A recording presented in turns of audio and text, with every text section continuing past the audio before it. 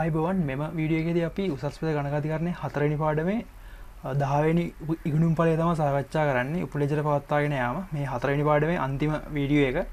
අපි කලින් වීඩියෝ වල සාකච්ඡා කළා 4 වෙනි පාඩම යටතේ මූලික සටහන් පොත් ಜಾති වර්ග. මූලික සටහන් පොත් ගැන හැදීම දුන්නොත් එහෙම දැන් ගනුදෙනු වෙනවා, ව්‍යාපාරයේ ගනුදෙනු සිද්ධින් වෙනවා. ඒව මුල් සිදුුණයි කියලා අපිට හම්බ වෙන මූලාශ්‍රය ගැන. මේ මූලාශ්‍රය ගැන පාවිච්චි කරලා අපි මූලික සටහන් පොත් වලට දානවා. මූලික සටහන් පොත් ජාති ටික අපි ආයෙ මතක් කළොත් එහෙනම් මුදල් පොත තියෙනවා. මුදල් පොත යටතේ එක ප්‍රභේද තියෙනවා. ඒ කියන්නේ බැංකු ගිණුම අපිට පවත්වාගෙන යන්න පුළුවන්. චෙක්පත් සම්බන්ධ ගනුදෙනු තියෙනවා නම් වට්ටම් දෙනවා නම් දුන්නු වට්ටම් ලද වට්ටම් සහිත තීරු සහිතව අපිට පවත්වාගෙන යන්න පුළුවන්. තව සුළු මුදල් ගනුදෙනු තියෙනවා නම් ඒව අපිට සුළු මුදල් පොතක් පාවිච්චි කරලා වෙනම පවත්වාගෙන යන්න පුළුවන්. ඊට අමතරව ගැනුම් විකුණුම් ජර්නල අපි සාකච්ඡා කළා. ඒවට අදාළව තියෙන ආපසු යැවුම් ජර්නල අපි සාකච්ඡා කළා. ඊට පස්සේ අපි පොදු ජර්නලය සාකච්ඡා කළා. පොදු ජර්නලයට යන්නේ අනිත් අර උඩ කලින් සාකච්ඡා කරපු ඒවට යන්නේ නැති ගනුදෙනු තමයි පොදු ජර්නලයට සටහන් කරන්නේ. ඒක යටතේ අපි මම කලින් වීඩියෝ එකේදී අපි වැරදි නිවැරදි කිරීම සටහන් කරන විදිහ අපි සාකච්ඡා කළා. දැන් මේ වීඩියෝ එකේදී කරන්නේ උපලෙජර මේ ජර්නල් ලෙජර් කියන එක පටලවා ගන්න එපා. ජර්නල් කියන්නේ මූලික සටහන් පොත් වලට, ලෙජර් කියන්නේ මූලික සටහන් පොත් වලින් පිටපත් කරන T account වල පිටපත් කරනවානේ. ඒක ඒ T account පවත්වා යන්නේ ලෙජරේ. එතකොට පොදු ලෙජරේ කියලා තමයි අපි කියන්නේ මේ T account ඔක්කොම පවත්වා යන ලෙජරේට.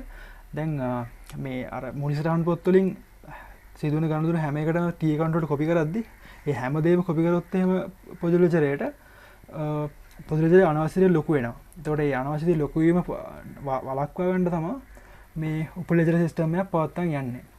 දැන් සාමාන්‍යයෙන් ප්‍රැක්ටිකල් නම් පොදු ලෙජරේ කියන එක ව්‍යාපාර දැන් ඔය පොත්වල account ගන්න නැහැ. දැන් කරන්නේ Microsoft Excel කියලා software එකක් තියෙනවා. ඒකේ spreadsheet එක තමයි ඔක්කොම පවත්වාගෙන යන්නේ. spreadsheet එක අනවශ්‍ය ලොකු වීම වළක්වා ගන්න තමයි උපලෙජර සිස්ටම් එක පාවිච්චි කරන්නේ ව්‍යාපාර. ව්‍යාපාරයක සිදුවන ගනුදෙනු ප්‍රමාණය අධික වීමත් සමගම පොදු ලෙජරේ පවත්වාගෙන යන ලබන ගිණුම් සංඛ්‍යාවද ඉතාම අධික වේ. මේ ඉතාම ලොකු ප්‍රමාණයේ විශාල පරිමාණයේ ව්‍යාපාරයක ගනුදෙනු වර්ග ගොඩක් වෙනවා. දෛනිකව ගනුදෙනු ගොඩක් වෙනවා. එතකොට ඒ ඔක්කොම පොදු ලෙජරේ දැම්මොත් එහෙම ඒක පොදු ලෙජර අනිවාර්යයෙන් ලොකු වෙනවා. ඒක වළක්වා ගන්න තමයි උපලෙජර සිස්ටම් එකක් සාමාන්‍යයෙන් විශාල පරිමාණයේ ව්‍යාපාරයකට වැදගත් වෙන්නේ. මේ හේතුව නිසා ව්‍යාපාරවල විවිධ දුෂ්කරතාවලට මුහුණ දීමට සිදු වේ. මේක අනිවාර්යෙන් ව්‍යාපාරයේ කාර්යක්ෂමතාවයට බලපානවා. මොකද ඒක ගනුදෙනු හොයන්න බෑ වෙනම. මේට පිළියම ගනුදෙනු වල ස්වභාවය අනුව එක් ගිණුමක් පමණක් පොදු ලෙජරේ පවත්වාගෙන ගොස් ඒට අදාළ ගිණුම් වෙනම උපලෙජරයක පවත්වාගෙන යාමය. දැන් මේකෙන් කියන්නේ මේ පොදු ලෙජරේ අවශ්‍ය එකතු ගිණුමක් විතරක් පවත්වාගෙන ගිහිල්ලා ඊට අදාළ සම්බන්ධ account set එක වෙනම උපලෙජරයක පවත්වාගෙන යන්න පුළුවන්. ඒක දැන් කිව්වොත් එහෙම දැන් 2 2 4 කියන වගේ 2 2 එක පෙන්වන්න නැතුව 2 2 එක දානවා අපි උපලෙජරයට. 4 කියන එක විතරක් අපි පොදු ලෙජරේ පෙන්වනවා. මොකද දැන් අපිට අන්තිමේදී ඕන වෙන්නේ ඒක අවසාන අගේ විතරනේ. 4 විතරයි අපිට ඕන වෙන්නේ. භාණ්ඩ ණයට ගැනීමත් විකිණීමත් කරන ව්‍යාපාරයකට එම ණය ගනුදෙනු වලට අදාළ පුද්ගල ගිණුම් වෙනම උපලෙජරයක පවත්වාගෙන යා හැකිය. දැන් ණයට ගැනුම් ණයට විකුණුම් වල අපි අවසාන එකතු වෙන්නේ අපි ගැනුම් ගිණුමටත් විකුණුම් ගිණුමටත් දාන්නේ. එතකොට ඒ ගැනුම් විකුණුම් වලට දාද්දි ඊට සම්බන්ධ පුද්ගල ගිණුම් තියෙනවනේ වෙනම. දැන් ගැනුමක් නම් ගැනුම් ගිණුම හර ඒ අදාළ පුද්ගල ගිණුම බැර. මොකද ණය හිමියෙක්නේ. එතකොට අපි මේ පුද්ගල ගිණුම ඔක්කොම පොදු ලෙජරේම ගැහුවොත් එහෙම ඒක ලොකු වෙනවා. මේ පොදු ලෙජරේ. ඉතින් ඒකට වළක්වන්න පුද්ගල ගිණුම් සෙට් එක උපලෙජරේ දාලා ඉවරලා ඒ පුද්ගල ගිණුම් වල එකතුව පමණක් ගිණුමක් විදිහට එකතු ගිණුමක් අපිට පොදු ලෙජරේ පවත්වා ගන්න පුළුවන්. බොහෝ ව්‍යාපාර උපයෝගී ලෙජර ජාති දෙකක් පවත්වාගෙන යයි. ණයගති ලෙජරය, ණය හිමි ලෙජරය. උපයෝගී පොත් ජාති දෙකක් තියෙනවා. විකුණුම් වලට එකක් තියෙනවා, ගැනුම් වලට එකක් තියෙනවා. මෙසේ උපයෝගී ලෙජර කිහිපයක් පවත්වා ගන්නා විට ඒ ලෙජරේ පාලනය කිරීම සඳහා පාලන ගිණුම නමින් ගිණුම පොදු ලෙජරේ පවත්වාගෙන යනු ලබයි. දැන් මේක තමයි මම අර කලින් කිව්වා වගේ 2 2 4 කියද්දි 2 2 කතන්දරය පෙන්වන්නේ මෙතන උපලෙජරේ, 4 පෙන්වන්නේ මෙතන ණය හිමි පාලන ගිණුමේ. අවසාන ඔක්කොගෙම එකතුව තමයි පාලන ගිණුමේ පෙන්වන්නේ. දැන් මේ තියෙන්නේ උදාහරණයක්. ගැනුම් ජර්නලය අපි ඉස්සෙල්ලාම හදනවා. මේ එක එක පුද්ගල ගිණුම් තියෙන නමෝර්ති සහ පුත්‍රය අමරපාල චාරිකා මේගොල්ලන්ගේ වෙන වෙන පුද්ගල ගිණුම් දාන්නේ උපලේජරයට ගැනුම් ගිණුමට මාරු කළා මේකේ අවසාන ප්‍රතිඵලය තියෙනවානේ ගිණුම් චැනලේ මුළු එකතුව ඒක අපි ගැනුම් ගිණුමට දානවා 1,25,000යි. දැන් තව දෙයක් තමයි ගැනුම් චැනලේ අපි ලියද්දි මුලින්ම දැන් මූල සහ පුත්‍රය කියන එන්ට්‍රි එක කරන දවසට 1.5 මේක එදාම අපි මූල සහ පුත්‍රය කියන එකට අපි එන්ටර් කරනවා 1.5. ඒ වුණාට මම අපි ගැනුම් ගිණුමට එදා එන්ටර් කරන්නේ නැහැ. බලන්න 1.30 එන්ටර් කරලා තියෙන්නේ. මේක 1.5 එන්ටර් කරලා තියෙන්නේ. එතකොට මොකද ඒකට හේතුව තමයි ගැනුම් චැනලේ අවසාන එකතුව තමයි අපි ගැනුම් ගිණුමට හර කරන්නේ. මේ යාහිමි ගිණුමට බැර කරන්නේ ඒ ගනුදෙනු සිද්ධ වෙච්ච දවසේ 1.5.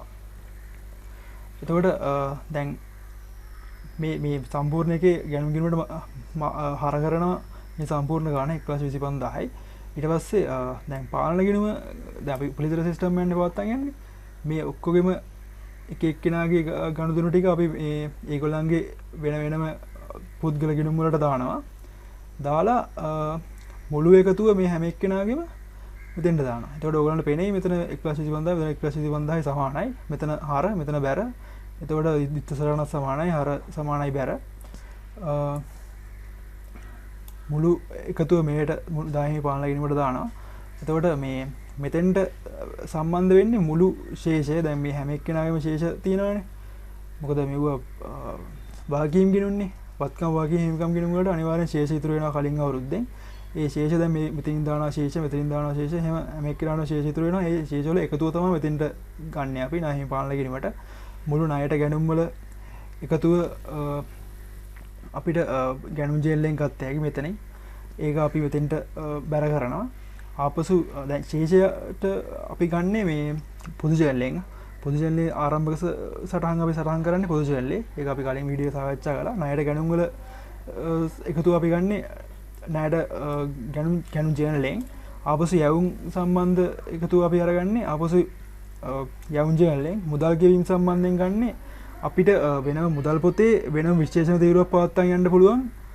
මුදල් ණය හිමියන්ට මුදල් ගෙවීම කියලා විශේෂණ තීරුවක්. ඒතකොට ඒකේ එකතුව අපිට අරගෙන ණය හිමි පාලන ගිණුමට බැර කරන්න පුළුවන්. ඒකේ මුළු එකතුව ලද වට්ටම් ඒත් මුදල් පොතෙන්ම අරගන්න පුළුවන්. ලද වට්ටම් තීරුවේ එකතුව ඒකත් මුදල් පොතට මේ ණය හිමි පාලන ගිණුමට හර කරන්න පුළුවන්. දැන් ගනුදෙනු වල එකතුව මේ සඳහන් කරේ. තවද ණය හිමි ගිණුමක හර බැර සටහන් ඇතුළත් වන ආකාරයටම ණය හිමි පාලන ගිණුමට ඉස්සරහන ඇතුළත් කරේ. මේ හර බැර වෙන දිස්සරහන ඒ විදිහට ඇතුළත් කරන්න පුළුවන්. දැන් උපලේජරය ගත්තොත් එහෙම මේක තමයි සීලමු පුද්ගල ගිණුම් තියෙන්නේ. දැන් උදාහරණයක් ගත්තොත් එහෙම මූර්ති හා පුත්‍රය කියන එකට අදාළ ගනුදෙනු මෙම ගිණුමේ සටහන් කරයි. මේ මූර්ති හා පුත්‍රය කියන T account එකට පුද්ගල ගිණුමට අදාළ ගනුදෙනු ටික තමයි මෙතනින් දාන්න. ශේෂය දාන්න පුළුවන්. ණයට ගැනුම් ආපසු ඒවා මුදල් ගෙවීම ලද වට්ටම් මෙව්ව අපි ගන්නෙ ඒ අවශ්‍ය දැන් ශේෂය ගන්නෙ පොදු ජර්නලෙන්. ණයට ගැනුම් ගන්නෙ ගැනුම් ජර්නලෙන්. ආපසු යවුම් ජර්නලෙන්.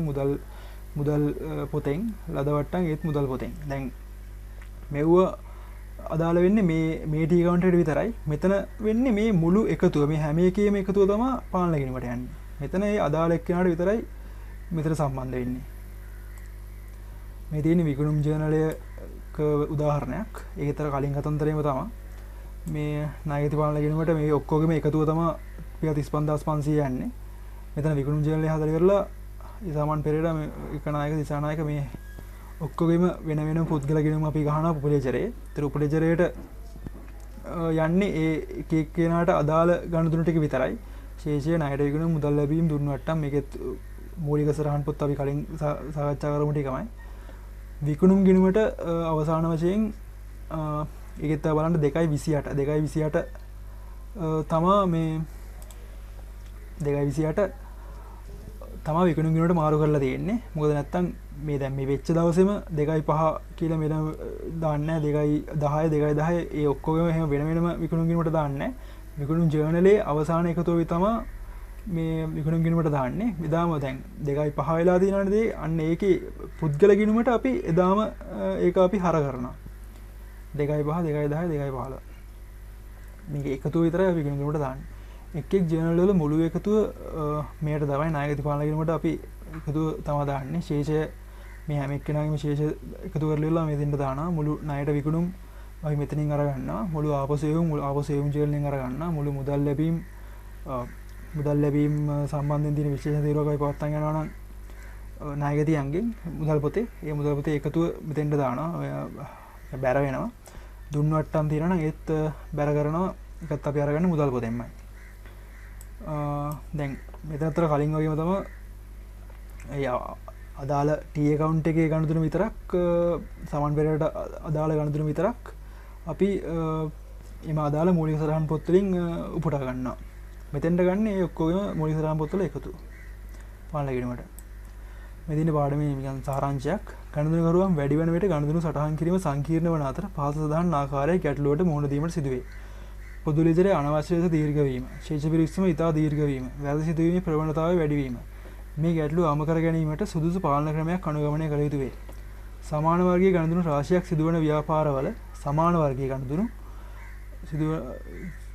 සිදුවන ව්‍යාපාරවල ගැටලු රාශියක් මතුවන නිසා පොදු ලෙජරයට අමතරව උපලෙජර පවත්වාගත හැකිය.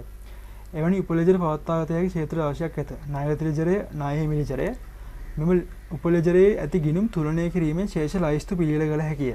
මේ උපලෙජර වලටත් අපි ශේෂ අරගෙන ඉවරලා එක එක්කෙනා දැන් පුද්ගල ගෙනුම්නේ පුද්ගල ගෙනුම් වලට අපිට ශේෂ අරගත්ත හැකි වෙනම පුදුලෙජරයේ තුල දිත්ත සරණ ක්‍රමය අනුගමනය කරනු ලබයි. උපලෙජරයේ සිහිවටන සරණක් පවණක් ඇතුළත් කෙරේ. උපලෙජරයේ ඇති ගිණුම් සඳහා පොදුලෙජරයේ තුල පාලන ගිණුමක් පවත්වා ගනී. පොදුලෙජරයේ පාලන ගිණුමේ ශේෂය උපලෙජරයේ ශේෂ ලයිස්තුවේ එකතුවට සමාන වේ යුතුයි. දැන් මෙතන එකතුවයි මෙතන එකතුවයි සමාන වෙන්න මොකද 2 2 4යි වගේ දැන් මෙතන 2 2 වෙන්නනවා. මෙතන 4 වෙන්නවා. ඒතර 4 4යි සමාන වෙන්න ඕනේ. මොකද එකම දේනේ. මෙතන එකතුව වෙන්නන්නේ. මෙතන ඉන්ඩිවිජුවල් ගණතුණු ටික වෙන්නන්නේ. එසේ ශේෂ සමාන නොවන්නේ නම් ශේෂ සැලසීම සඳහා සැලසුම් ලේඛනයක් පිළියෙල කළ යුතු වේ. සැලසුම් ලේඛනයක් කළා අපිට මොකක්ද උනේ කියලා මොකද වැරද්දට හේතුව කියලා හඳුනා ගන්න පුළුවන්. බැංකු සැලසුම් ප්‍රකාශය වගේ. හරි ඊළඟ වීඩියෝ හම්බෙමු. බොහොම ස්තුතියි.